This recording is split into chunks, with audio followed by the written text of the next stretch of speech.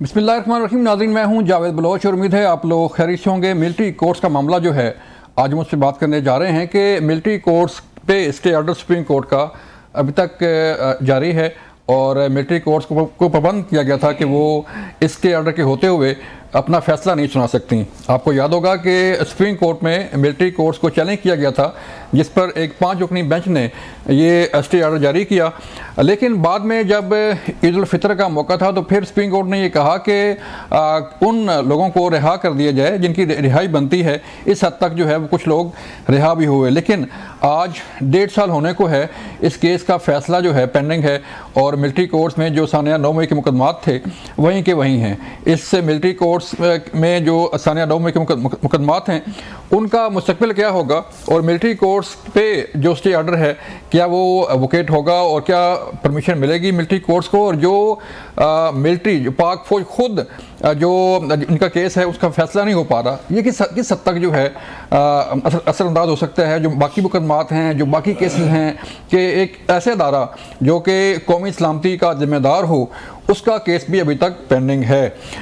फिर मामला आएगा कि क्या ये मिलिट्री कोर्ट्स का मामला आईनी बेंचेस में जाएगा, ये भी एक बड़ा अहम सवाल है कि इसका क्या बनेगा। और फिर हम बात करने जा रहे हैं कि आज तहरीक इंसाफ के माननीय चेयरमैन से मुलाकात के बाद अलीमा खान ने ऐलान किया है कि वो 24 नवंबर को इस्लामाबाद मार्च के नाम से तहरीक शुरू करने जा रहे हैं। ये तहरीक किस हद तक कामयाब होगी, इससे पहले भी सर पे कफन बांध के आएंगे, वापस नहीं जाएंगे और जो होना है हो जाएगा। पहले भी लॉन्ग मार्च हुआ, यहाँ पे डी चौक में जलाओ घिराव हुआ, अली मीन गंडापुर साहब पहुँचे, जलसा हुआ संगजानी में, लाहौर में जलसा हुआ, और अब जो इस्लामाबाद मार्च होने जा रहा है वो किस हद तक कामयाब होगा, ये भी एक सवाल है। और क्या तहरीक इंसाफ उन लोगों को, उन कारकुनों को निकाल पाएगी जो घरों में बैठे हैं या जो इख्तलाफात चल रहे हैं तहरीक इंसाफ के अंदर, वो किस हद तक उस पर असरअंदाज होंगे, ये भी मामला है हमारे सामने। और फिर हुकूमत के मामला किस तरफ जा रहे हैं। हुकूमत में सुनने में ये आ रहा है कि काबीना में जो है वो रद्दबदल किया जा रहा है और काबीना अरकान की तादाद जो है वो बढ़ाई जा रही है। कौन कौन वजीर आ रहा है उसमें, और जो IMF का वफद इस्लामाबाद में है उसका क्या बनने जा रहा है, ये सारे मौज़ूआत आज हम करेंगे डिस्कस। लेकिन इससे पहले मैं अपने मेहमानों का तारुफ करा दूँ। हफ़ीज़ एहसान अहमद साहब हैं, सीनियर कानूनदान हैं। हफ़ीज़ साहब बहुत शुक्रिया आपके वक्त का। और खेलदार साहब मुस्लिम नून से आपका तल्लुक़ है, खेलदार साहब आपका शुक्रिया। अदर सिद्दीक़ साहब हमें ज्वाइन करेंगे तहरीक इंसाफ से, उनसे बात करेंगे। हाफिज़ साहब मैं आपकी तरफ आता हूँ। सर, एक तो मैं बताइएगा कि मिलिट्री कोर्ट्स का जो मामला है आज कोई 1.5 साल होने को है और इस पर जो है वो मुख्तलिफ सवाल उठाए जा रहे हैं कि मिलिट्री कोर्ट्स का क्या बनेगा, क्या जायज़ हैं नहीं जायज़, क्या दुनिया में जो मिलिट्री कोर्ट्स काम कर रही हैं नहीं कर रही, और फिर जो सानिया 9 मई के मुकदमात में जो मुलव्वस लोग हैं वो भी जेलों में अंदर बांधने कोई फैसला नहीं हो पा रहा, तो ज़ाहिर बात है वो रिहा या उनकी सज़ा जज़ा नहीं हो पाएगी। तो क्या मुस्तकबिल है सर इनका? बिस्मिल्लाहिर्रहमानिर्रहीम। जावेद भाई, आपका जो इंट्रो आया है उस इंट्रो के अंदर देखा जाए तो आपने 6 पॉइंट्स को आपने हाईलाइट किया है और 6 का मैं क्विकली जवाब देता जाता हूं, फिर हम इस पर बात। आपका पहला सवाल ये था कि 26 कॉन्स्टिट्यूशन अमेंडमेंट के बाद ये केस कहाँ जाएगा जो इस वक्त अपील की सूरत के अंदर पेंडिंग है, जो 23 अक्टूबर 2023 को एक जजमेंट आई थी। उस जजमेंट के बाद जो है वो मामला जो था वो पाकिस्तान की सुप्रीम कोर्ट के अंदर पेंडिंग था।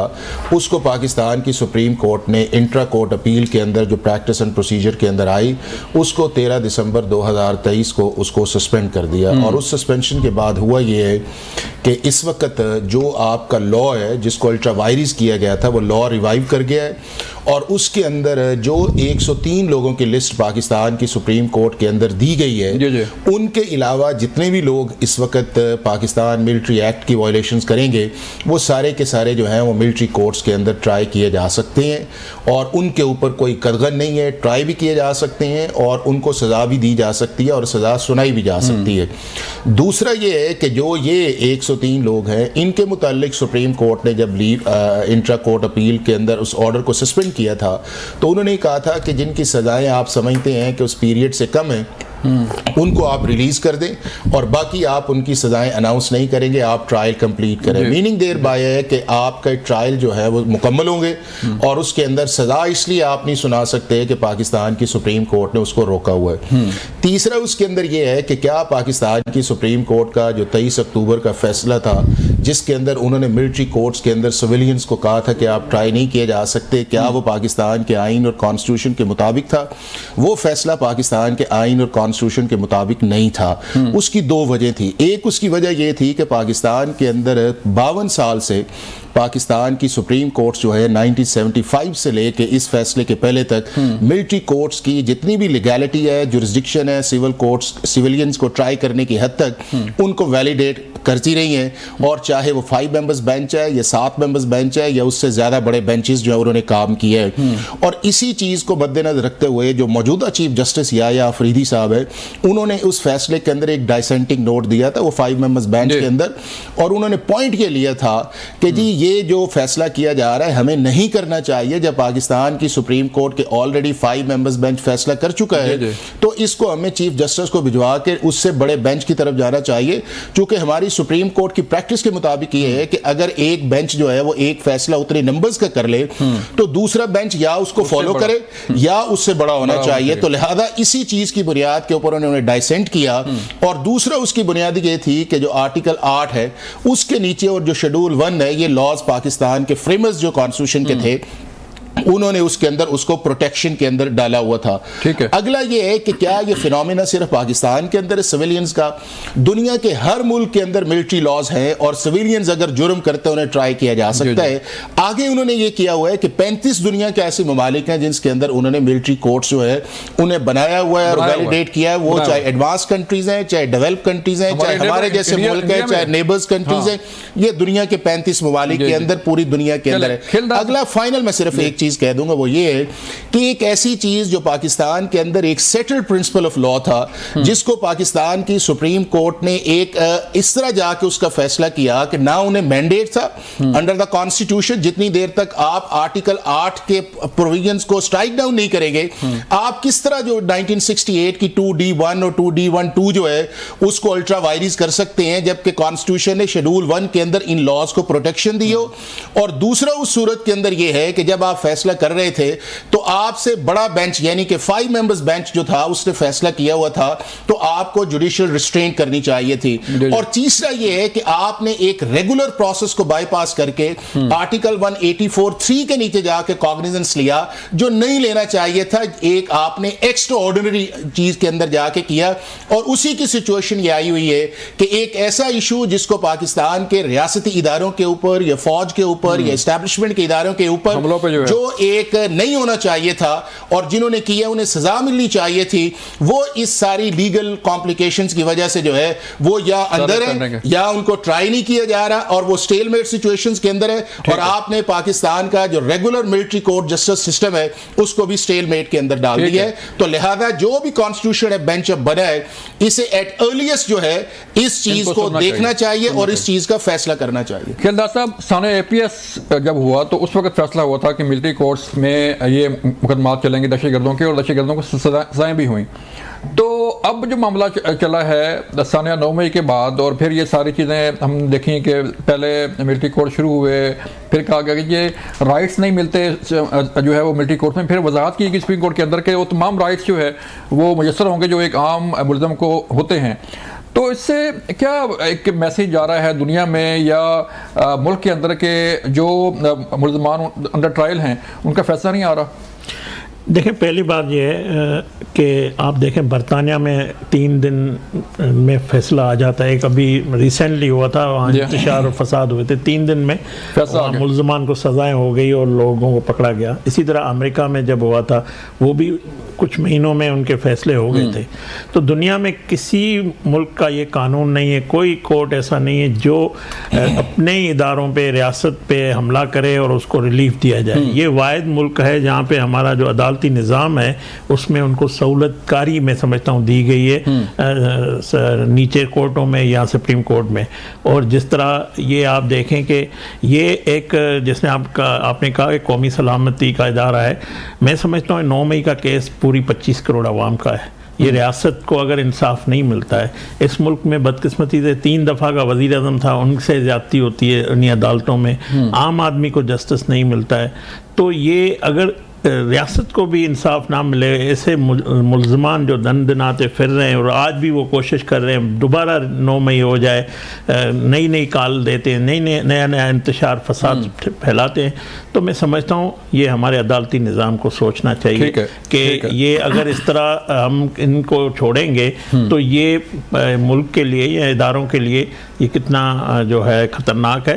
और मैं समझता हूँ कि अब जो 26वीं तरमीम के बाद, आइनी बेंच बनने के बाद, मुझे उम्मीद है कि जो है रियासत को भी इंसाफ मिलेगा और आम आदमी को भी इंसाफ मिलेगा। ठीक है, तो ठीक है, रशीद साहब अभी जो है वो होंगे मौजूद हमारे साथ। मुझे एक ब्रेक लिखा जा रहा है, मिलते हैं ब्रेक के बाद। वेलकम बैक नाज़रीन। रशीद साहब, हम बात कर रहे थे कि जो सानिया 9 मई के मुकदमात पेंडिंग हैं, ज़ाहिर बात है सुप्रीम कोर्ट में केस है, स्टे ऑर्डर है, मिलिट्री कोर्ट्स जो है फैसला नहीं सुना सकती, तो किस हद तक सर ये असर पड़ेगा? जो मुल्ज़मान अंदर हैं उनका जो है वो केस अंडर ट्रायल है, ना वो बाहर आ सकते हैं, ना उनका केस का फैसला हो सकता है। तो एक तो बताइएगा, क्या ये वक्त की ज़रूरत है कि उसका स्पीडी ट्रायल हो, उस केस का फैसला हो, या उसे मुंतकिल कर दिया जाए जो आईनी बेंचेस हैं उसमें? बहुत शुक्रिया। आप लोग सब 2 चीजें क्लियर करनी होंगी। 9 मई के सानिया के केसेस चल रहे हैं मुख्तलिफ दहशतगर्दी की कोर्टों में, और वो तकरीबन पाकिस्तान के हवाले से सभी कोर्टों में चल रहे हैं, और जो चालान पेश हुए हैं वो सामने हैं। वो अब कितने लोग बरी हो गए इसके अंदर, कितने लोग जो हैं आईओ ने खुद बरी कह रिपोर्टें दाखिल की, अब ये सारा कुछ रिकॉर्ड के ऊपर है। एविडेंस सफिशिएंट नहीं थी, ये मानना पड़ेगा। आज तक सीसीटीवी फुटेज की बातें होती रही, कोई पेश ना हो सका। इमरान खान पे इल्जाम लगा और इमरान खान साहब की भी जमानतें होंगी। बुशरा बीबी का जो मुस्कुराती थी, हंसती थी, उनकी भी जमानतें हो गई, बल्कि वो तो बरी होगी ना उसमें। और इमरान खान के हवाले से रिमांड दिया था, रिमांड सेट था, इमरान खान को ताल्लुक नहीं था इस हवाले से। 4 वर्जन अब तक बदले जा चुके हैं। तो जहां तक ये है ना, ये प्रोसिक्यूशन नालायक तरीन है कि उनके पास एविडेंस कोई नहीं थी। जिस तरह के केस हैं वो सामने, हम तो कह रहे हैं कि जिन लोगों ने किया उनके हवाले से लेके आए ना एविडेंस कोई नहीं है। तो ये वैसे नहीं बात कर रहा, क्योंकि मैं खुद पेश होता हूँ, इसलिए मुझे हक़ाइक़ का पता है। मैं इसलिए अगर भाई एविडेंस जो है वो तो हमने भी देखी, पूरी दुनिया ने देखी कि उन्होंने खुद जो है वो सोशल मीडिया पे जो है फैलाई, व्हाट्सएप ग्रुप्स में, फेसबुक देखें, बाकी मीडिया देखें, और जना हाउस में जाके वो वर्दी वाला बंदा भी हमें याद है कि उसने कैसे वर्दी लड़ाई थी। रोज फिर अदालतें बंद कर देते हैं, हम ये इसी तरह टीवी पे बैठकर फैसला कर लेते हैं। इसमें कौन सा इशू है? देखें, इस तरह की क्या मॉडल टाउन की एविडेंस आपने नहीं देखी थी, मैंने नहीं देखी थी, हम सब ने देखी थी। क्या हो गया? वो शहबाज शरीफ या नवाज शरीफ अंदर आ गए, वो आए आपके सामने। यानी ये एविडेंस, ये इशू नहीं है। मैं इसको किसी कंट्रोवर्सी की तरफ ले जाना नहीं चाहता, मैं बताना चाहता हूँ एविडेंस तो वो है जो कोर्ट में पेश हो। ठीक है, ठीक है, एविडेंस तो वो कंसिडर होगी। चलें सर, चलें आगे बढ़ते हैं। भाई आगे बढ़ते हैं। जो आज कॉल दी गई है तहरीक इंसाफ के बानी चेयरमैन की तरफ से, और अलीमा खान ने उसका ऐलान किया है, और फैसल चौधरी भी उसका ऐलान कर रहे हैं कि इस्लामाबाद मार्च जो है वो 24 नवंबर को शुरू होगा। तो क्या तो रखी जाए सर के लॉन्ग मार्च पुरअमन होगा? लॉन्ग मार्च में जो लोग आएंगे वो इस्लामाबाद के शहरियों को उसकी लाइफ को जो डिस्टर्ब नहीं होगा? अच्छा, ये आपने एक ऐसा सवाल पूछ लिया। हमारे दौर के अंदर सिर्फ एक बात करके मैं उस तरफ आ जाता हूँ। जहां तक मिलिट्री कोर्टों का है, वो वोकला बरादरी उसको नहीं मानती है। वो जब आइन में तरमीम होगी तब देखी जाएगी। हम नहीं मानते हैं, अब आज भी समझते हैं right to fair trial and due process of law. जब आप ऑर्डिनरी कोर्ट के अंदर एविडेंस नहीं लेके आ सके, ये सवाल ये नहीं है कि किसी एविडेंस के ऊपर या विटनेस के ऊपर कोई बहुत ज्यादा मामला खराब हुए, तो इसलिए नॉर्मल में लेके आए तो मिलिट्री कोर्ट में इसका मतलब है जो शॉर्ट कमिंग वो पूरी करने की वो मामला चल रहा है, वो कोर्ट के अंदर है। वो चूंकि एक दफा सुप्रीम कोर्ट सेट असाइड कर चुकी है, वो अपील में देखा जाएगा अपील में क्या होना है। बाकी आ जाए अगली बात की तरफ। लेकिन जहां तक जो 24 नवंबर की कॉल है ना, वो इमरान खान साहब ने बड़ा सोच समझ के दी है। और हमें तारीख हम दोहराते चले, हमारे दौर में 3 लॉन्ग मार्च हुए। क्या हमने कोई डिटेंशन ऑर्डर्स जारी किए? इनके तो 10,000 डिटेंशन ऑर्डर 2022 में, 23 में 4,770 जो कोर्ट में रिपोर्टें दाखिल की हैं। फिर 487 एक दिन के अंदर लाहौर के अंदर डिटेंशन ऑर्डर विड्रॉ हुए। फिर 144 का निफाज। हमने ये काम नहीं किया, ये मानना पड़ेगा। 3 लॉन्ग मार्च हुए, हमने आने दिया, किसी को नहीं रोका। ये तो खुद रोक के हालात, यानी अंदर के खोद दें, 144 का निफाज कर दें, डिटेंशन ऑर्डर, लोगों को उठा लें, बच्चों को उठा लें, बीवियों खवातीन के साथ जो जुल्म करें, ये इस दौर में होता है ना। ये हमें बताते रहे वो भाई, लीडर्स के हवाले से बता दें, हमने कहा मार्शल के दौर में भी बीवी बच्चों और औरतों के साथ ऐसा सलूक नहीं हुआ जो अब हो रहा है। ये कह रहे हैं जमहूरियत, अल्लाह ताला गर्क करे ऐसे लोगों को कि जो ये सारा बैठकर ये निजाम लेकर चल रहे हैं। हम तो यही कह सकते हैं ना, हमारा क्या, हम अदालतों में पेश, अदालतों में देख रहे हैं, बददुआएं देना शुरू हो गए हैं। अदर भाई खेलदार साहब, अदर साहब तो बददुआएं दे रहे हैं कि बेड़ा गर्क हो जाए ऐसे लोगों का। क्या जो है वो तैयारी क्या है? लॉन्ग मार्च फिर आ रहा है और जो है वो कॉल दी गई है 24 नवंबर की, आज ऐलान भी हो गया। पहले गंडा से फरमाते हैं कि कफन बांध के निकलेंगे और कफन जो है वो बांध के आए सारे लोग फिर बैठेंगे, तो हुकूमत तैयार है? देखें, पहली बात ये कि बेड़ा गर्क पाकिस्तान का ये करना चाहते हैं, 2014 से इन्होंने धरनों से शुरू किया हुआ है। ये तहरीक फसाद और फितना इंतशार पार्टी है। जो आप कह रहे हैं कि ये आएंगे, क्या होगा मुझे बताएं। 25 मई को ये आए थे जब हमने नो कॉन्फिडेंस अप्रैल में मूव की थी। उसके बाद ये 25 मई को खान खुद आया था, वो नाकाम हुआ। उसके बाद नवंबर में ये निकला चीफ ऑफ आर्मी स्टाफ की अपॉइंटमेंट ना हो, वो उसमें नाकाम हुआ। फिर 28 अक्टूबर को वो लाहौर से निकला और जो कि मैं इस्लामाबाद में जाऊंगा खुद आ रहा था, जिसमें जो रास्ते में जो एक ड्रामा हुआ, हमला हुआ, जो भी हुआ, वो वापस चले गए। उसके बाद अभी आपने देखा जो ये जब खान साहब खुद बानी पीटीआई मौजूद था, नाकाम होकर खुद गया था। उसके बाद जितने भी एहतजाज हुए इस हुकूमत में, सारे इनके ड्रामे एक्सपोज हुए। और आप देखें कि आज जो बानी पीटीआई ने कॉल दी है वो किसके थ्रू दी है? एक तो अपनी बहन के उन्होंने आके बात की, दूसरा फैसल चौधरी, जिसको जो मौजूदा क़यादत है उसको मानती नहीं है, जो शदीद उनके इख्तलाफ आता है। पार्टी का चेयरमैन जो है बैरिस्टर गौहर साहब, या अपोजिशन लीडर उमर अयूब साहब, शिबली फराज साहब, ये किधर है? आज होना तो ये चाहिए ना, एक पार्टी का जो डिसिप्लिन होता है, उनको एहतजाज की कॉल देना। वज़ीर आला को भी ये कहना पड़ा गंडापुर साहब को कि उनकी बहन ने आके कहा है। तो मसलन पार्टी ऑन बोर्ड नहीं है, पार्टी नहीं चाहती जो मौजूदा क़यादत उनकी खुद की नॉमिनेट की हुई है बानी पीटीआई की। तो मैं समझता हूँ ये एहतजाज या ये चाहते क्यों है? बानी पीटीआई जब भी पाकिस्तान स्टेबल होना शुरू होता है, पाकिस्तान में सरमायाकारी का आगाज़ होता है, पाकिस्तान आगे जाता है, ये हर 3-6 महीने के बाद ये इंतशार, इस्लामाबाद में लॉन्ग मार्च की कॉल देना, इस तरह की बात करना कि पाकिस्तान अदम इस्तेकाम का शिकार हो, लोग ना आए या खून खराबा हो, ये चाहता यही है इस मुल्क में। बदकिस्मती ये इसमें कामयाबी इसको कभी नहीं होगी। और ये जो हमारा पाकिस्तान है, ना श्रीलंका बनेगा, ना कोई ऐसा इंतशार हम होने देंगे। हुकूमत इनको कोई ऐसे फितने की इजाज़त नहीं देगी, सख्ती से निपटा जाएगा। और मैं समझता हूँ ये इन्होंने जल्दबाजी में ऐलान तो कर दिया है, मगर इसकी कोई अमली तौर पर शक्ल नज़र मुझे नहीं आ रही है। ठीक है हाफिज़ साहब, जब SCO कॉन्फ्रेंस थी तो उस वक्त एहतजाज था और इस्लामाबाद हाई कोर्ट ने जो है वो इंतज़ामिया के दरख्वास्त पे एक आर्डर पास किया कि कोई ऐसा नहीं हो सकता। तो जो शहरी हैं, आप न्यूट्रल पर्सनैलिटी, आप लॉयर हैं, तो जो शहरी हैं उनके भी तो राइट्स हैं। पूरी दुनिया में जो है जब भी कोई प्रोटेस्ट होता है, जब भी कोई एहतजाज होता है, तो उसका एक सर्टन टाइम होता है, वेन्यू होता है, उसके बाद वो ख़त्म हो जाता है। तो शहरियों के हकूक़ के हवाले से बताइएगा कि जो भी प्रोटेस्ट, चाहे तहरीक इंसाफ का हो, नून लीग अपोजिशन में थी, पीपल पार्टी थी, तो शहरियों के राइट्स भी तो होने चाहिए प्रोटेक्ट। बलोच साहब बिल्कुल होने चाहिए, लेकिन चूँकि आगे एक पॉइंट आउट किया था मिलिट्री कोर्ट्स के अंदर, सिर्फ मैं क्विकली आके मैं उस पर आऊँगा।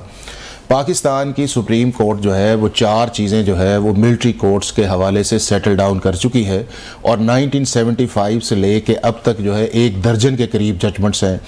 नंबर 1 उन्होंने ये कहा है कि मिलिट्री कोर्ट्स के अंदर अगर सिविलियंस का या रिटायर्ड मिलिट्री ऑफिसर्स का ट्रायल किया जाता है तो ये ड्यू प्रोसेस ऑफ लॉ की वायलेशन नहीं है। दूसरा उन्होंने होल्ड किया है कि ये फंडामेंटल राइट्स की वायलेशंस नहीं है, आर्टिकल 8 के नीचे जो आपको है वो नहीं है। तीसरा उसके अंदर उन्होंने होल्ड इसके अंदर किया है कि जो फेयर ट्रायल के प्रिंसिपल्स हैं वो उसके अंदर वायलेट नहीं होते जी। और चौथा उन्होंने ये कहा है कि जो राइट ऑफ अपील है, और वो राइट ऑफ अपील जो है वो अब इंटरनली पाकिस्तान की मिलिट्री एक्ट के अंदर जो है वो दे दी गई है, लेकिन उससे पहले पाकिस्तान की सुप्रीम कोर्ट ने ये कहा कि आप उस फैसले को हाई कोर्ट के अंदर चैलेंज कर सकते हैं, रिट जुरिस्डिक्शन के अंदर। और जब आप उसको चैलेंज करते हैं तो इस वक्त जो एक शख्स है, अगर उसे सिविलियंस को ट्राई किया जाता है मिलिट्री कोर्ट्स के अंदर, तो उसको 5 फोरम्स अवेलेबल है। पहला उसका ट्रायल कोर्ट मिलिट्री कोर्ट के अंदर, दूसरा उसकी जनरल कोर्ट की अपील जो है जो chief of army staff nominate करें, तीसरा आपकी हाई कोर्ट की कॉन्स्टिट्यूशनल जुरिस्डिक्शन, चौथा पाकिस्तान की सुप्रीम कोर्ट की एपलेट जुरिस्डिक्शन, और पांचवा आपकी पाकिस्तान सुप्रीम कोर्ट का जो रिव्यू जुरिस्डिक्शन है आर्टिकल 188 के नीचे।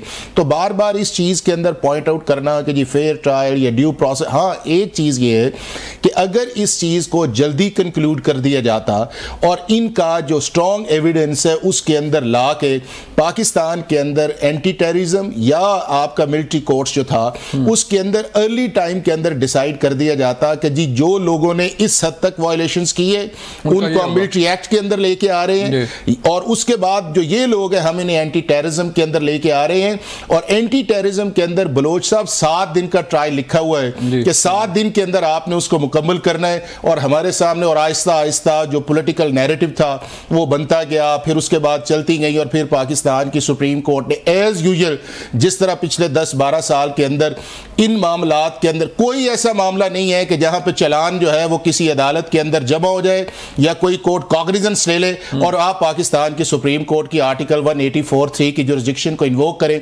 तो इन सारी चीजों ने हमें इस मैस के अंदर क्रिएट किया है। दूसरा, इसके अंदर हमारे मुल्क के अंदर पुलिस का या प्रोसिक्यूशन का निजाम जो है वो बिल्कुल बिलो द स्टैंडर्ड है, कि जिसके अंदर क्या ये है कि आपने ये भी देखा है, आप एक चोरी का मैटर्स भी देख लें, वो प्रोसिक्यूशन के अंदर आपको यही हाल नजर आता है उस चीज के अंदर। तीसरा, हमारी अदालतें जो है उनका भी प्रोएक्टिव एटीट्यूड नहीं है, वो कभी प्रोसिक्यूशन के हाथ पे खेल जाती हैं डिले के अंदर, कभी वो डिफेंस साइड के अंदर खेल जाती हैं, और अल्टीमेटली उनकी अकाउंटेबिलिटी भी कोई नहीं कि जब आपको पता है कि इसका केस का जल्दी आना चाहिए या 173 की रिपोर्ट 14 दिन के अंदर आनी चाहिए तो क्यों नहीं हो रहा। तो मैं ये समझता हूं कि हमारे जुडिशियल सिस्टम और क्रिमिनल जस्टिस सिस्टम के अंदर सीरियस फ्लॉज हैं जिसको हमारी पार्लियामेंट को एड्रेस करना चाहिए, नहीं तो हमारे मुल्क के अंदर रूल ऑफ लॉ नहीं आ सकता। और दूसरी जो आपने कहा है वो ये है कि मैं ये समझता हूं कि रोड्स पे आने की बजाय जो है हमारी पॉलिटिकल पार्टीज को पॉलिटिकल डायलॉग के अंदर जाना चाहिए, पार्लियामेंट के अंदर या पार्लियामेंट के बाहर जो है ये बार बार जो रोड्स पे निकल के आना जो है ना किसी एक पॉलिटिकल पार्टी के लिए अच्छा है, ना दूसरों के लिए, ना मुल्क के लिए, ना इकोनॉमी के लिए, ना मुल्क के परसेप्शन के लिए। तो इन द लार्जर इंटरेस्ट जो है ईगो या हठधर्मी जो है उसको छोड़ के इस मुल्क के लिए आगे बढ़ना चाहिए। ठीक है, सब बातचीत करनी चाहिए, डायलॉग करनी चाहिए। यहाँ लेनी एक ब्रेक, मिलते हैं ब्रेक के बाद। वेलकम बैक नाज़रीन। अदर सदीक साहब, क्या सर एजेंडा क्या है इस इस्लामाबाद मार्च का? वही के तहरीक इंसाफ के बानी चेयरमैन साहब को रिहा किया जाए, और क्या बाकी जो हैं एजेंडा थोड़ा सा बताइएगा कौम को कि क्या एजेंडा लेके आ रही तहरीक इंसाफ 24 नवंबर को? अच्छा, बहुत शुक्रिया। एक तो बलोच साहब, मैंने दो मुखालफ लोगों का जवाब देना है। अच्छा। तो मुझे थोड़ा सा टाइम जरूर दीजिए। एक तो ये ज़हन में रखिएगा, जो है ना 9 मई की ये वाक़े और ये कहानियां अब तो कान पक गए हैं। बच्चे यानी रोजाना यही टेप चल रही होती है। भाई कोई तामीरी गुफ्तगू करें, भाई इंतशारी और फसाद तो मुस्लिम लीग नून है, कोई डाउट है इसके अंदर? अदालतों पे हमले करना, सुप्रीम कोर्ट को इन्वेड करना, फिर जजों के घर क्या कुछ करना, जजों की टेपे करना, ये तो सारा वो ये करते रहे, हमारा कोई ताल्लुक नहीं है। हमें से दहशतगर्दी के यानी खान से भी दहशतगर्दी लगी हुई है। तो ये जरा दुख और अफसोस इस बात का है कि भाई जाए जाकर कोर्टों में जाकर एविडेंस जमा कराएं। प्रोसिक्यूशन अभी दूसरे हमारे भाई साहब वो परेशान, साहब ने बड़ा आराम से कह दिया सारा, तो फिर इसका मतलब है क्रिमिनल जस्टिस सिस्टम सारा फेल है ना। तो आप ये बुनियाद बनाकर फिर तो सारे को रिवैम्प करें ना। आप ये कहना कि जनाब सिर्फ यही केस चूज करके मिलिट्री कोर्टों के अंदर ले जाए, ये इजाजत भी दी जा सकती। पाकिस्तान एक जमहूरी मुल्क है और ये मिलिट्री कोर्ट वगैरह जो बनी है एक किसी खास मकसद के लिए बनी थी। अगर ये होती ना दहशतगर्दों के हवाले से कि जनाब मुल्क में हम दहशतगर्दी को खत्म कर नहीं सके, आपके सामने अभी रिसेंट कितने वाक़े हो गए, क्या हम मिटा सके, क्या हम खत्म कर सके ये सारा करने के बावजूद? लेट बी रियलिस्टिक, क्या हम राइट टू यानी क्वेश्चन बड़ा अभी आईने पाकिस्तान 1973 दिया, 18वीं तरमीम में right to fair trial and due process of law दिया हुआ है, तो क्या उस पर अमल दरामद नहीं हो रहा? बिल्कुल होके रहना है। अब आए, आपने जो पूछा कि एजेंडा क्या है, एजेंडा भाई माजरत के साथ आज जुडिशल कमीशन कहा था बनाने का ना 9 मई के ऊपर, आज तक बना नहीं सके, बजाय कि उनके पास है ही कुछ नहीं कहने के लिए। अगर कुछ होता तो ये जुडिशल कमीशन बनाने की तरफ जाते। फिर इमरान खान का नाम टीवी पे नहीं चल सकता। हाँ, वैसे लगता है अदर भाई कि ये जुडिशल कमीशन बनाना पड़ेगा हुकूमत को। सर ये बनाना चाहिए, अब तो पहले दिन से कह रहे हैं। हाँ। अब आ जाए, हमारे मुतालबे 4 हैं जी। 26वीं तरमीम का खात्मा, जमहूरियत और आइन की बहाली, मैंडेट की वापसी, तमाम बेगुनाह सियासी कैदियों की रिहाई। ये 4 मैंडेट है। क्या इसमें क्या गलत है जी? क्या गलत है इसके अंदर? आपने देखा कि आपके यहाँ मुकर्रना जो थी ना, वो 2 तय अक्सरियत तो रखती नहीं थी। 2 तय अक्सरियत कैसे बनाएगी? वोट खरीदे गए, आर्टिकल 63 को पहले तब्दील किया गया, करवाया गया, ये सामने है। फिर इंतजामिया ऑलरेडी इनकी है। अब तो इन्होंने अदालतें भी अपनी कर दी, यानी जुडिशल कमीशन के अंदर 9 लोग इनके हैं, 8 लोग इनके हैं, पर 5 लोग दूसरी तरफ बैठे। तो वो पार्लियामान ने किया सर, तो पार्लियामान ने किया ना, यानी तहरीक इंसाफ उसका हिस्सा है। सवाल यही एनक्रोचमेंट है ना कि पार्लियामेंट बदमाशी के साथ जुडिशल कू करके, यानी पार्लियामेंट जुडिशल कू करके अदलिया को अपने कब्जे में ले ले। ये पूरी दुनिया में नहीं होता है, ये मजाक। और ये बैठकर आपने यानी क्या हुआ, क्या आप तहरीक उठाकर देखे ना कि एक पाकिस्तान तहरीक इंसाफ को खत्म करने के लिए सिंबल लिया गया, प्रोबेटेड फंडिंग, इलेक्शन कमीशन को इस्तेमाल किया गया। फिर हमने अब तारीख के दोहराव में सारा कुछ तो देखते आए हैं ना, कि हमने क्या कुछ नहीं देखा। और अब कमाल की बात है, आप अदलिया के अलावा आपने एक और काम किया है। जस्टिस काजी फायद ईसा को नवाजने के लिए वो इलेक्शन कमीशन का बड़ा जबरदस्त, पता क्या कर दिया आपने? वो क़यामत रहेगा, या ये 217 आर्टिकल में तरमीम क्यों की है? अभी आपने क्या की है? आपने क्या इनएविटेबल है? क्या इलेक्शन कमीशन चाहिए आपको? खुदारा इस मुल्क को आगे ले जाने के लिए बातें हो रही हैं कि जनाब आपस में बैठ के, किससे बैठकर बातें करें भाई? उस पार्लियामेंट में जो पार्लियामेंट बैठे आइन और कानून को ढूंढ रही है, कर रही है। हुकूमत से पूछता हूँ, खेलदार साहब, उन्होंने डिमांड अपनी दे दी है कि 4 मुतालबात हैं हमारे कि सियासी कैदी जो हैं वो रिहा कर दी जाएँ, इमरान खान को रिहा कर दिया जाए, जो मुकदमात बाकी हैं उन्हें जो है देखा जाए। तो क्यों हुकूमत फिर इस पर कोई डायलॉग करेगी, बातचीत करने के लिए तैयार है, कोई मामला सेटल हो जाए? नहीं, जैसे आपने फरमाया जुडिशल कमीशन का ये खुद हिस्सा है जी। 26 तरमीम में ये पार्लियामेंट में मौजूद थे। हाँ, थोड़ी देर ये अंदर बैठे थे, जब 9 की बारी आई ये चले गए थे, वापस आया और ये तरमीम मंजूर हो गई। उसके बाद पूरे इस जो पार्लियामानी कमेटी के नाम दिए गए, वो इस मीटिंग में अटेंड कर रहे हैं। इस पार्लियामेंट को ये जाली कहते हैं, उस पार्लियामेंट में ये मौजूद है, बैठे हुए हैं, अपोजिशन लीडर भी है, सारा बिजनेस। अभी लास्ट वीक जो है कमेटियों का भी चेयरमैनशिप भी ले ली, सारा पावर एंजॉय कर रहे हैं जो अपोजिशन के हिस्से में आता है। जो कैदियों के हवाले से बात की, देखें सारे माजी में भी जो लीडरशिप गिरफ्तार हुई है वो अदालतों के थ्रू आज़ाद हुई है ना। हाँ। ये आपको सड़कों पे आज़ादी नहीं मिलेगी, ये आप अदालतों में चले जाएं, जहाँ पे अदालत आपको रिलीफ देगी, हमें तो कोई एतराज़ नहीं है। ठीक। तो मैं समझता हूँ ये गैर मुतालबे इनमें कोई वज़न नहीं है। ये इनका मकसद एक ही है, पाकिस्तान में इस्लामाबाद में आने का मकसद, इंतशार का मकसद एक है। इनसे हजम नहीं होता, बानी पीटीआई से पाकिस्तान की तरक्की हजम नहीं होती है, खुशहाली हजम नहीं होती है। वो हमेशा जब भी पाकिस्तान की मईशत आगे जाना शुरू होती है, ये कोई ना कोई काल दे देते हैं। और मैंने पहले भी आप इंट्रो में कहा, किस काल में जब वो खुद बाहर थे कोई कामयाबी हुई? 2014 से इनका एहतजाज नाकाम हो रहा है। तो बेहतर यह है कि ये तहरीक फसाद इंतशार पार्टी का नाम रख दें, ये करते रहें, इनके नसीब का हिस्सा है, एहतजाज करते रहें, हम इनको नाकाम बनाते रहेंगे। जो भी फैसले होने हैं वो पार्लियामेंट के अंदर होने हैं, इंसाफ मिलना है, अदालतों के अंदर से मिलना है। हाँ। और कोई रास्ता नहीं है। वो तो कह रहे हैं 26वीं आईन तरमीम जो है खत्म की जाए, 26वीं आईन तरमीम उठ जाए ना। जुडिशल कमीशन में क्यों बैठे हुए हैं? हाँ। 2 मेंबरान इनके बैठे हुए हैं ना। तो मकसद ये है कि बानी पीटीआई अब जो अंदर बैठ के बातें करता है, उस पर बाहर, जो मैंने पहले भी कहा, पार्टी में कोई अमल दरामद नहीं होता है। पार्टी तकसीम हो चुकी है, मुख्तलिफ ग्रुप्स बन चुके हैं इनके, उनमें कोई जो है कोई इनमें इताद नहीं है, कोई एक बयानिया नहीं है। तो मैं समझता हूँ हुकूमत को इनके बयानों से, ऐलानों से कोई फ़र्क नहीं पड़ता। हम अपना काम कर रहे हैं, हमारा एजेंडा एक ही है कि पाकिस्तान को तरक्की और खुशहाली पे लेके जाना है, पाकिस्तान को एशियन टाइगर बनाना है, पाकिस्तान को मजबूत करना है। पाकिस्तान के अवाम के जो मसाइल हैं, महंगाई का हमने कम किया है, हम बिजली का जो क्राइसिस अवाम के लिए महंगे बिल है, हम वो कम करना चाहते हैं। वैसे ये सवाल है यादव साहब कि वो कह रहे हैं कि आपका कोई लॉन्ग मार्च जो है वो कामयाब नहीं हुआ, बता दें कि कोई कामयाबी हुई है इनको। मैं जवाब देता हूँ। देखिए मेरी एक बात, सीधी सी बात है भाई, हमेशा से एस्टैब्लिशमेंट की जो जमात है, एस्टैब्लिशमेंट इनको आगे लेके आई है। हमारे लिए आप लेवल प्लेइंग फील्ड तो देना। ये डिटेंशन ऑर्डर खत्म करें, 144 का निफाज खत्म करें, खंदके खोदना बंद करें, लोगों को घरे से उठाना बंद करें। हमने नहीं ये किया।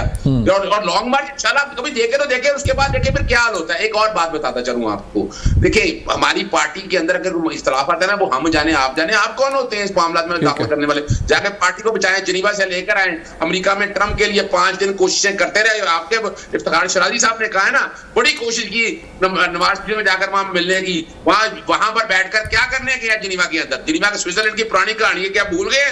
क्या पैसे टिकाने लगाने गए या क्या करने गए हैं? और क्या करने गए इस मुल्क के लिए? इस मुल्क में समूह की हालत या अच्छा महंगाई की बड़ी बात करते हैं, पिछले साल महंगाई 30% बढ़ रही थी, अब वो कम होकर 30% की जगह 9% या 10% पे आ गई। क्या महंगाई अपनी ओरिजिनल पोजीशन में वापस आई? क्या डॉलर अपनी ओरिजिनल पोजीशन में वापस आया? क्या पेट्रोल वापस आया? बिजली की कीमतें कहां से कहां चलेगी? वो बता के लॉलीपॉप दे देंगे थोड़ा सा, वो क्या लॉलीपॉप देंगे आप? अब आम के लिए 85 से लेकर आज तक देखें जो तबाही और बर्बादी इन्होंने की है, आप बात कर रहे हैं अमेरिका की, अदर साहब आप बात कर रहे हैं अमेरिका की, तो क्यों फिर उम्मीदें क्यों लगाई हुई है आपने अमेरिका पे कि ट्रंप साहब आ गए तो फिर आपको रिलीफ मिल जाएगा? अच्छा देखिए, मैं बताऊंगा आपको, नहीं हमारा ये बिल्कुल अमेरिकन एडमिनिस्ट्रेशन से कोई हमें कोई उम्मीद नहीं है, सच्ची बात बता दूं आपको। अच्छा। हमारा कंसर्न क्या है? हमारा कंसर्न सुन लीजिएगा, हमारा कंसर्न यह है जो पाकिस्तान के अंदर ह्यूमन राइट वायलेशन हो रही है। यूएन का जो वर्किंग पेपर आया आर्बिट्री डिटेंशन के ऊपर, फिर यूके की पार्लियामेंटेरियन इकट्ठे हुए, वो पाकिस्तानी सालमियत मुदाखलत की बात नहीं की, उन्होंने कहा जो पाकिस्तान में ह्यूमन राइट वायलेशन हो रही है उसके ऊपर आवाज उठाई है, यूके की पार्लियामेंट ने भी उठाई। क्या पाकिस्तान के अंदर माइनॉरिटी के साथ जुल्म होता है? जो 2 लोग बाहर से आवाज उठाते हैं फिर चुप बोला करें आप, उस वक्त क्यों नहीं बोलते? और हम अगर कश्मीर में बैठे आवाज उठा रहे हैं, अगर हम फलस्तीन के अंदर ह्यूमन राइट वायलेशन की आवाज उठा रहे हैं, फलस्तीन के अंदर उठा रहे हैं, तो क्या इसमें क्या है? नहीं, मुझे बताएं, फलस्तीन के लिए ऐवान सदर में कॉन्फ्रेंस होती है, ये नहीं आते हैं? इनके लिए जो लॉबिंग जो करते हैं या ये जो खत लिखने वाले हैं, उन्होंने क्या मजम्मत की है? इजराइल की मजम्मत की है? क्या जो गजा में जुल्म हो रहा है मजम्मत की है? तो वहां पे उनको इंसानी हुकूक अलमिया जो इतना जन्म ले रहा है उनको नजर नहीं आता, इंसानी अलमिया नजर नहीं आता। क्या बानी पीटीआई के साथ हो रहा है? क्या मुझे बताए, बादशाह खान कितने साल जेल में रहा है? साईं जीएम सैयद कितने साल जेल में रहा है? नवाज शरीफ साहब कितने साल जेल में रहा है? कोई जेल में रहना कोई बड़ी बात हो गई? बानी पीटीआई। और जिस तरह इनको सहूलतें मिल रही है अदालतों की सहूलतकारी से, किसी कैदी को पाकिस्तान में मिल रही है?